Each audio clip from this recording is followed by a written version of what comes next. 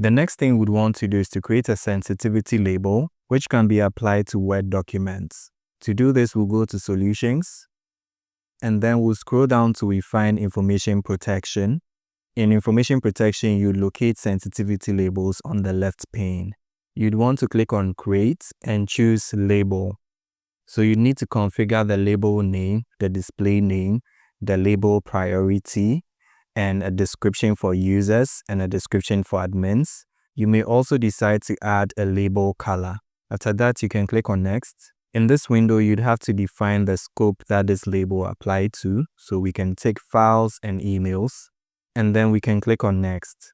On this window, you can control who can access and view the label items. You can also choose to add content marking.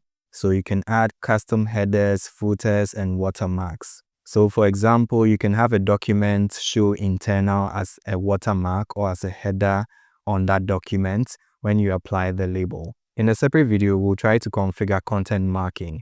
So for now, we can click on Next. On this window, you can configure access control settings. So we can choose access control settings, and then you can scroll down, and then you can assign permissions now, or let users assign permissions when they apply the label. In this instance, let's choose Assign Permissions Now, and let's scroll down and choose Assign Permissions. And you have a number of options. You can add all users and groups in your organization. You can add any authenticated users. You can add specific users or groups, or add specific email addresses or domains.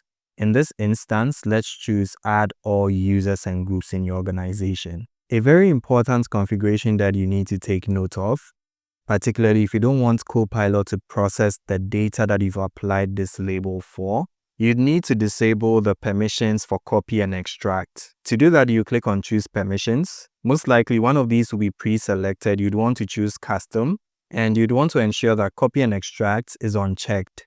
You'd also want to confirm that full control is not checked. Once these are configured, you can click on Save, and then you can click on Save again. You can now click on Next. You can choose to auto-label files and emails, but for now, we'll click on Next. On this page, you can click on Next. Once you're satisfied with the configuration, you can click on Save Label.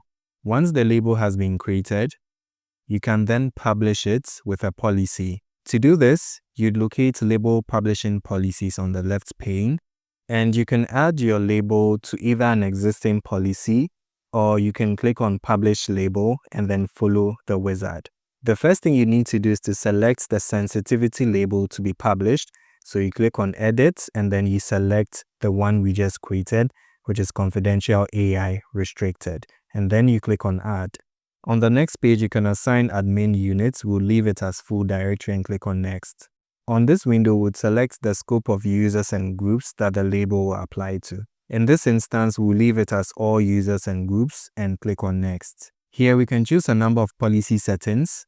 We'd want to check the first one, which says that users must provide a justification to remove a label or lower its classification. We'd also want to check the second one, which says that require users to apply a label to their emails and documents. We can now click on Next. Here we can choose a default label for new documents. So we want to choose the newly created label, which is Confidential AI Restricted.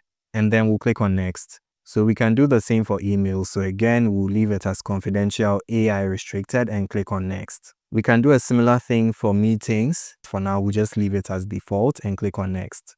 We'll leave default settings for Fabric and Power BI. And then finally, we can add a name and description for our policy. Once we are satisfied with the configuration, we can click on Submit. Once the policy is created, it can take up to 24 hours to see them published to all the users' apps. You can now click on Done. Typically, you'd see the published labels appear in Microsoft Word in about an hour or two, but in the worst case scenario, you can expect to see it appear in 24 hours. The next thing we'll need to do is to create a data loss prevention policy.